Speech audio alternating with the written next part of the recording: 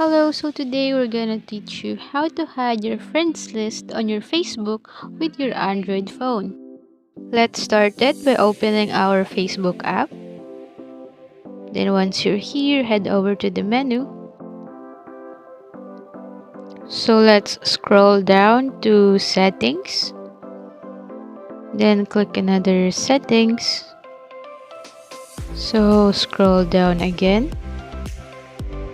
And then click how people find and contact you.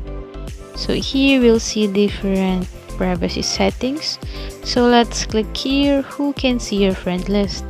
So you can choose whether to publicize it or just your friends, or here that you can create different groups or just yourself.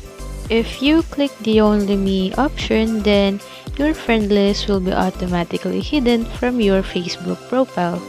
So that's it for hiding your friends list on your Facebook account. See you on the next video. Thank you for watching.